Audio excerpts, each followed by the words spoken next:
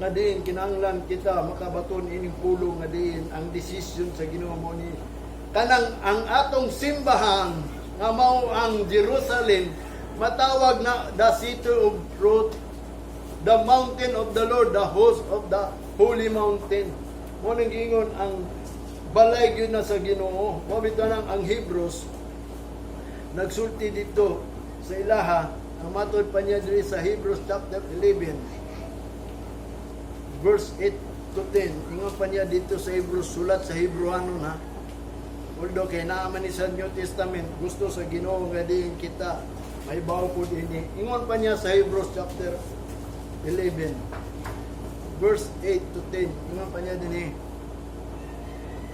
By faith Abraham, when he was called to go out into a place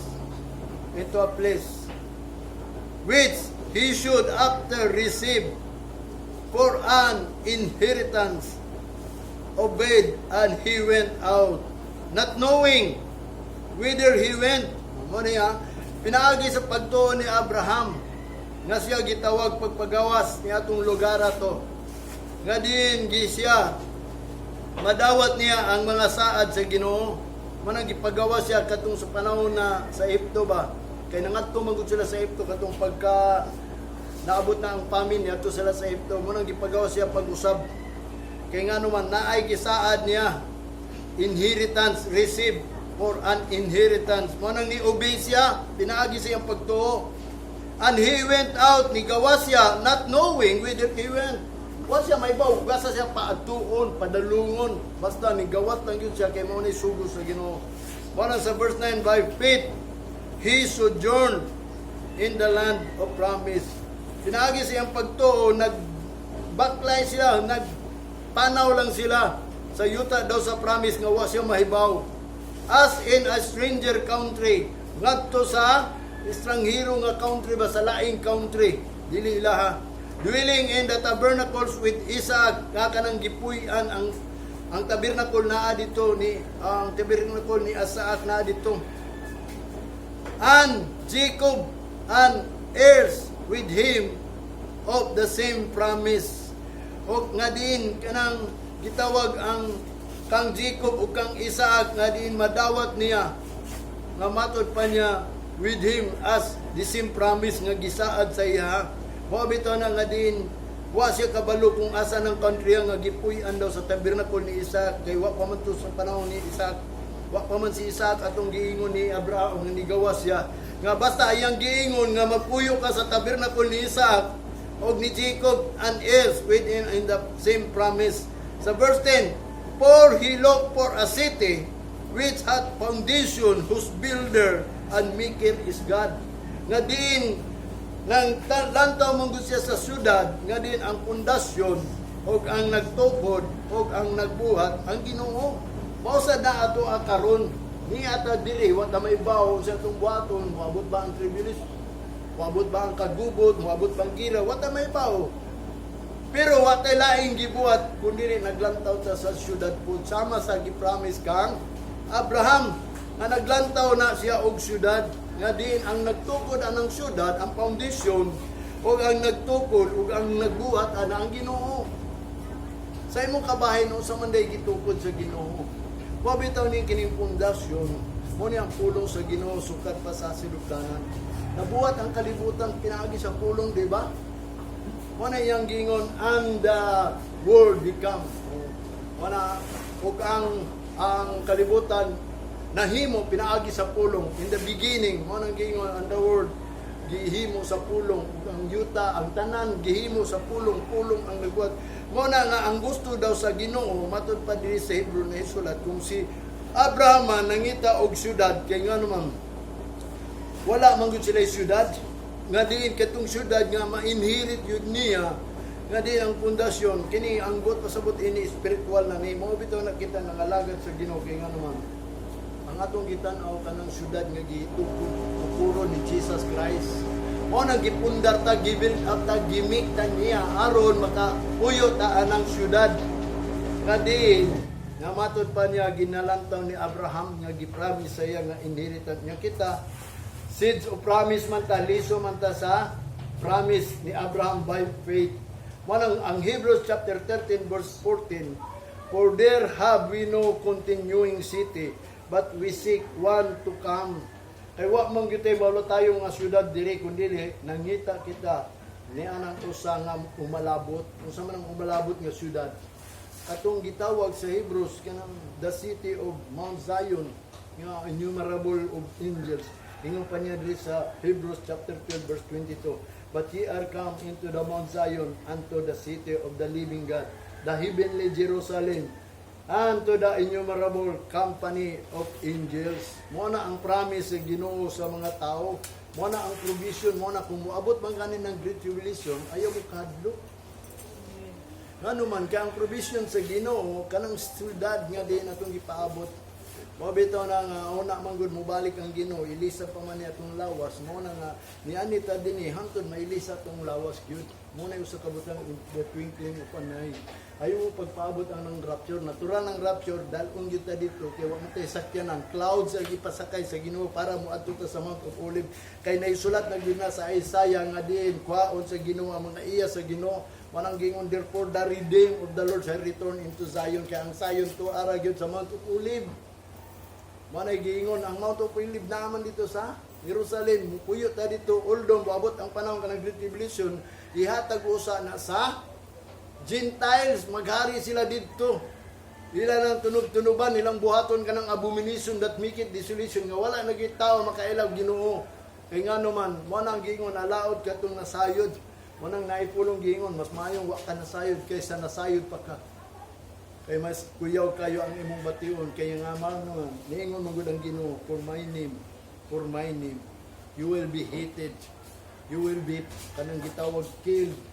Saon mo, sa tanganang sa ngalan sa Ginoo nga naghimo-himo mong pagkakristohanon unya diay wa day mo nanikamot wa day mailisan mo bitaw na akong mingon ninyo bisag gamay lang ta nga simbahan padayon jud mo kay mao man ay giingon sa decision sa Ginoo padayon kamo gamay panon duha kun tutulo magahigot siya ngalan magpataliwala siya ako wala ko nahimo mag-uuli aron madaghan ang kalag na wali ko kay mao nay pulong sa Ginoo aron katong kalag nga gipadala sa Ginoo nga din ako mo imuwali ana mao na ako bisag isa na lang na bisag duha na bisag tulo bisag upat mao na ang akong obligasyon nga din muwali lang gyud ko niya kay ang Ginoo mo nang giingon kalagod na sa Ginoo kanang tao nga maminaw mo na ang iyang sibsibanan mo bitan ang moingon ko ninyo nga din magpadayon ta kay tutukan nato ning syudad nga gitawag og the city of the living God. Kay kanang Mount Zion, matod pa sa Hebrews chapter 12 verse 21, nahadlok man gud si Moses nga ang mga tao daw kuno, mga lisang. Mao bitaw nang gingon niya dito sa 12:21.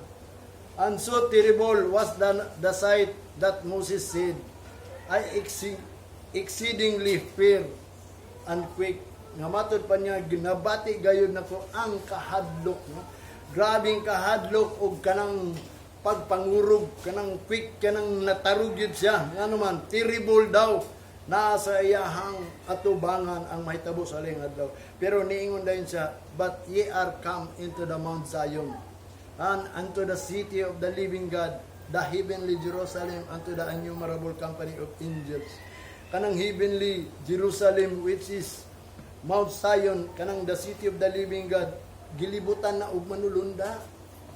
Mo bitaw nang maningkamot jud ta kay moabot man ang hingpit, matapos man jud ta ini. No, mapaabot man jud ta nga kanang gitawag og perfect na ning gingon ang Ginoo na magbuot sa tanan. Atong gingon sa Corinthians. Mo bitaw na nga ato panikamutan gayud nga diin kita maabtan nga i-change ta niya diri sa balay sa Ginoo. Kay diri ra man gyud sa balay sa Ginoo. Mao ni ang gitawag to the General Assembly and the Church of the Firstborn. Kay kita kuno gitawag og General Assembly. Usa ta sa General Assembly sa Ginoo bisag nagkalain-lain ug kalagyo lang. Kay mao man ang Church of the Firstborn. Kanang mga building sa Ginoo nga natao pag-usab. Kanang unang natao ba sa kalibutan ba, the firstborn, except aman be born again, dapat katong na born again, mo ito gitawag og firstborn. Mo na iyang giingon, the church of the firstborn which are written in heaven. Mo ra na nasulat kung ikaw unang nga natao di sa tanan mga tao sa kalibutan, ikaw ang naisulat sa langit unto God, the judge of all. Diya sa Ginoo nga mo'y naghukom sa tanan, unto the spirit of just men made perfect. Aron ang espiritu sa tao mahimong hingpit, unto Jesus the mediator of the new covenant, unto the blood of sprinkle that is speaketh better things than of Abel. Manang giingon nga kining blood daw ni Jesus Christ nagsulti labaw pa kaysa gitawag og speaketh of the kanang sacrifice ni Abel kuno nga din si Abel mo nay unang nga nagsacrifice nga excellent. Nganong gitawag siya excellent? Kay tungod kay ang iyahang pagsacrifice sa Ginoo ang pinakamaayong karniro sa tanan niyang karniro mo iyang gihatag. Mo nang excellent siya, mo nang nagisgot ang Hebrews. Kung doon na may excellency sa pag-sacrifice, si Abel na to. Pero si Jesus Christ, niani siya ang mediator, is better the things of God, that of Abel. Labaw pa kay si Jesus Christ, nagyudgikan yun na sa langit. Maubito na ka na si Jesus Christ, mo nang pulong, maubito na ang kining decision, mga paghukom. Mo na yung giingon nga di, mo na ang pinakamaayo gayod. Nga matod pa niya sa verse 25, see that ye refuse not him that speaketh, for if they escape not who refuse him that speaketh on earth, much more shall not ye escape if we turn away from him that speaketh from heaven. Muna sigurado gyud nga dili mo mubalibad ni atong mga nagasulti, kay di gyud mo makaiskapo kung kamo burepyos ni atong mga nagasulti sa kalibutan, labaw pang dili mo makaiskapo sa nagsulti gayod ngadto sa langit. Kanang mga propeta ba mao man ay nagsulti abot sa langit, unya kaning nagsulti karon mo ni magwali, siguro gyud nga dili mo muripyos.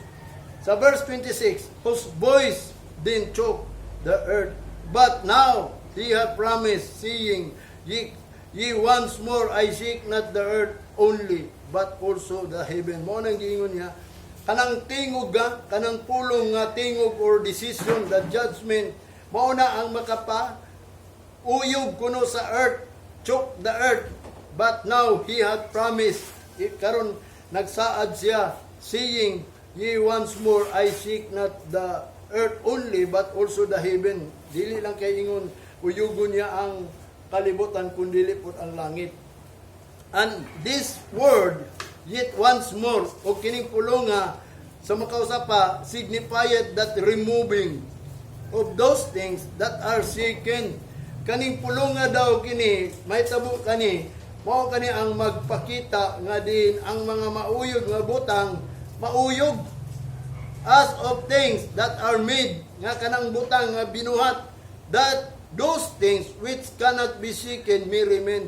Aron katong mga butang nga din dili mauyog magpabilin. So verse 28, there wherefore we receiving a kingdom which cannot be moved, let us have grace hereby we may serve God acceptably with reverence and godly fear, for our God is a consuming fire. Mo ni ang iyang giingon sa diha nga mo anak ta gani sa simbahan, kinahanglan nga kani makasulod ta sa kingdom that cannot be shaken. Kaya hindi mauyog ba? Nga matod pa niya, magbaton ta aning grasya, whereby we serve kanang God acceptably, kanang mga lagad ganita kanunay sa Ginoo, kanang madawat niya, kanang with reverence and godly fear, kanang naay Diyos nun pagkahadlok ba, mabitan ang kanang wisdom, knowledge, and understanding. That is the beginning of fear of God. Mo nang akong gingon nimo, di ba ka mahadlok sa mga gisulti sa pulong siya? Abi mo sa tinuod nga ng mga lagad gisusi ko po kay nahadlok man ko sa Ginoo. Mahadlok mo ko ng great tribulation. Mo bitaw na nga ako ang i-pray sa Ginoo, mo bitaw na nga mag-plead jud ko sa Ginoo. Kay dinhi sa kalibutan walay nag-plead, walay tao nga nag-plead nga diin musulti siya ining tanan mga butang. Kay nga naman gusto man gud sa Ginoo nga din do nagyoy usa ka tao nga mag-plead ba. Mo bitaw na inundan si Jesus Christ niya ni kay wala na may nag-plead siya kanang nagkuan ba, na promise sa Ginoo ba, na naad ba sa Ginoo nga iyang i-execute jud ang judgment. Mo bitaw nang ningon siya dito sa Isaiah nga din, pangitaa daw ninyo dito sa kadalan sa Jerusalem kung doon na ba may makita nga tao nga nag-execute og judgment kanang nagwali gyud og judgment ba nga din unsay gusto sa Ginoo. Mo bitaw na ako mingon ninyo ang gusto gyud sa Ginoo ang iyag yung heart nga matud pa niya kanang adlaw gyud sa Ginoo ato ginang iunor. Iunor gyud na kay ang Ginoo nasayod gyud sa ato kasing-kasing kung niani bata nga uban sa pag-anhilang tungod kay nagtuo ta kundi kung ikaw nagtuo ka pag-unor. So man nato pag-unor. Mo bitaw nang kumuabot nga gani ang adlaw karakara na mo. Kay ang Ginoo is a God of perfect na siya. Kanang hingpit nga tao nga din kanang tinuod yun ang iyang pag-anhi because of the knowledge nga iyang gisulti kay kana decision man na kana judgment man na sa Ginoo nga din kanang gusto sa Ginoo nga kumuani ka din because nga tinuod yun ang Ginoo.